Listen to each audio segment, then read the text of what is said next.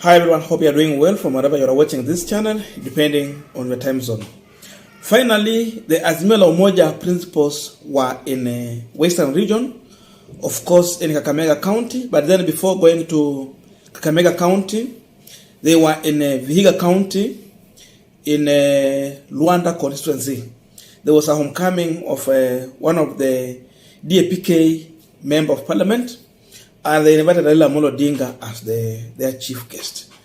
So he got to interact with the people and again just sell the current Azimio la Umoja position as far as Kenyan politics is concerned. Then the main event in Kakamega. And we will not talk about the crowd because always when Raila gets to Western region, it is always anticipated that he is going to attract crowd. So of course he had a super massive crowd, and there are several issues that Raila Odinga was talking about because he was wondering how come Azimio la Umoja managed to win the presidential election in 36 counties, and he went further even to count all of them. 36.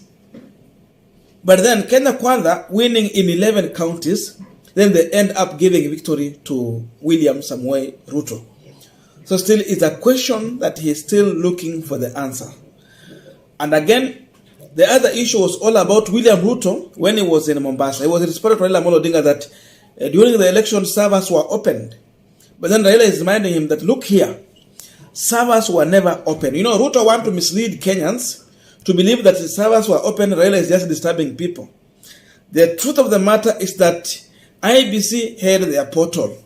And the result that IBC was sharing in their IBC portal, it was the result that they were getting from the server. So first to the server, then from the server, they choose what and when to put it on the IBC portal. So you see how Ruto want to mislead Kenyans. The Smartmatics company was the one that was given the contract with the issue of server. And still we all remember when the Azimio side asked the court to give order to this company that they can allow to open the server, that they can do a forensic audit to understand how the election happened. They refuse. They say that they're not ready to compromise their servers because of the other contract they might have going forward. So they refuse to open. But Ruto is busy telling people that servers were open. That was a misleading statement. So he already punched it out. And again, the main other issue was all about high cost of living. Unga, mafuta, ikuwe ni gharama ya usafiri. You can name everything, including school fees. It is all very expensive in this country. So he's reminding people that he has given William Samoei Ruto 14 days, and as of today, it is only remaining 11 days. It's either he comply, or if not, then he should anticipate for mass demonstration. Raila is going to call for mass demonstration, and it is going to be very massive. Because seemingly it's like everywhere Raila Odinga is stepping, people are agreeing with him, and the people believe that there's no any other person who is going to help them if they're not going to support the idea that Raila Odinga is pushing for. Because we are in a dire situation. Like the government does not understand or believe that people are sleeping hungry in this country. In the other video I was sharing the experience in Mount Kenya region, somewhere in Kiambu County, whereby even we have the blind people, the disabled people. The government does not care about them. They don't know if they're eating, if they're sleeping hungry. But these are people who are already registered under PWD.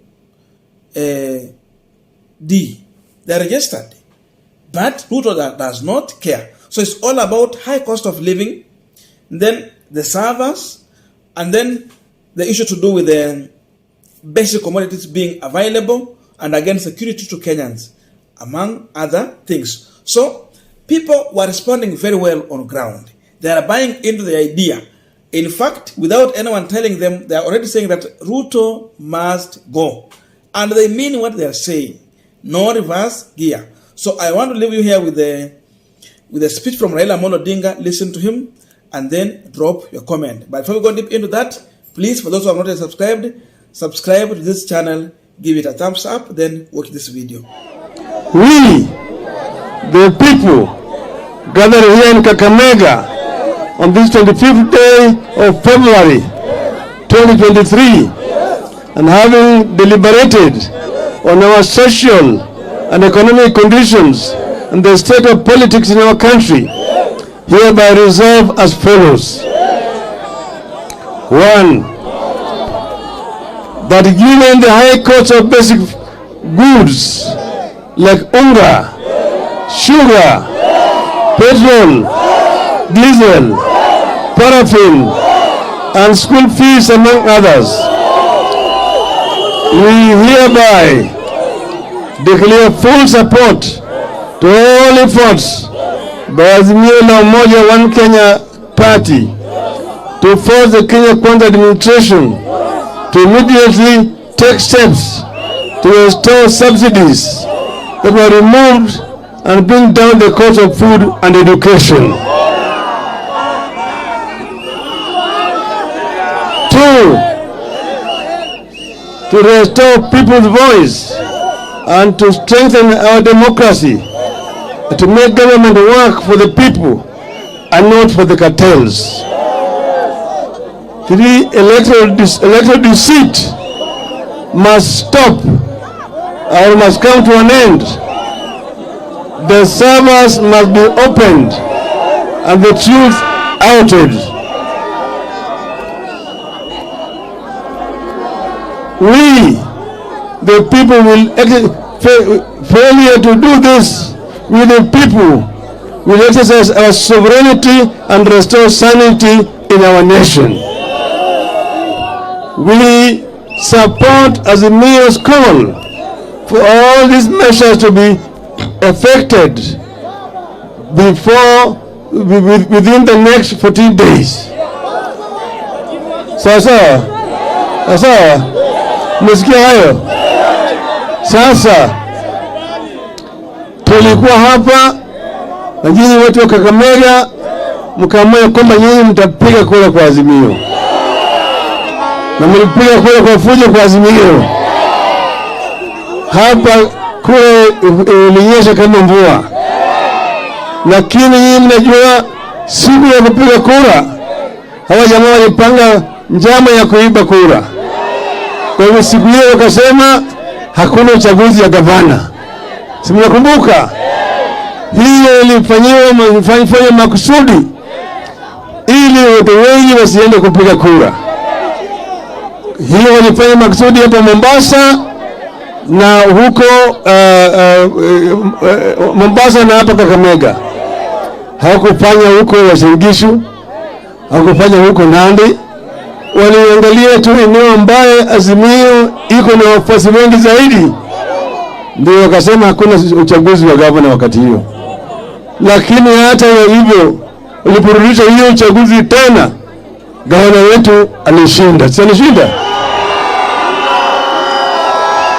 Na hata Mombasa tulishinda.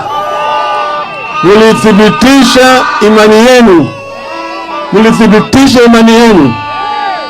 Vile mlipiga kura hapa, Wakenya walipiga kura namna hiyo katika pembe zote za Kenya. Azimio ilishinda kura hapa Kakamega, ikashinda Vihiga, ikashinda Trans Nzoia, ikashinda Siaya, Kisumu, Homa Bay, Nyamira, Kisii, Migori, Narok, Kajiado, Samburu, Nairobi, Machakos, Makueni, Kitui, Taita Taveta, Kwale, Mombasa, Kilifi, Tana River, Lamu, Garissa, Mandera, Wajir, Marsabit, Isiolo. Hayo yote Azimio ilishinda. Turkana, Azimio ilishinda kura kwa counties 36. Kenya kwisha ikashinda kwa counties 11 peke yake. Tunaona vizuri? Hiyo ni ukweli mtupu ambao iko ndani ya Saba. Tunaona vizuri? Hiyo ni ukweli vile Wakenya walipiga kura. Sasa yule bwana Chebuchetha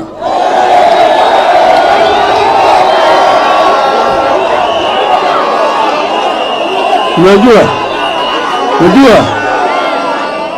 yeye ndiye alikuwa amepanga njama na wale majambazi wengine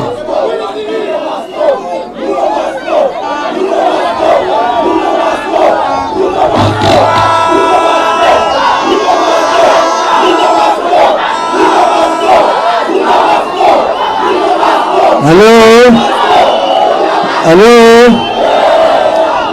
yeye ndiye alikuwa amepanga mpango na wale majambazi wengine kutoka Venezuela. Mwingine anaitwa Jose Camargo, kubadilisha matokeo ya kura. Wanachukua kura yetu, wanampatia wale.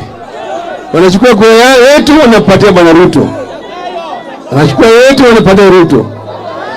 Sasa unaona Ruto alisema juzi na alirudia tena jana kule Mombasa. Nataka nimjibu yeye. Asikizeni. Jana nilitoa statement lakini waandishi wa habari hawako chapa. Bwana Ruto alisema ati Savas ilifunguliwa wakati wote walikuwa wanapiga kura, wakati wa kuhesabu kura, wakati wa kujumlisha kura yote, Savas ilikuwa imefunguliwa. Hata katika mahakama kuu Savas ilikuwa imefunguliwa. Hiyo ni uongo mtupu. Bwana Ruto, you need to know.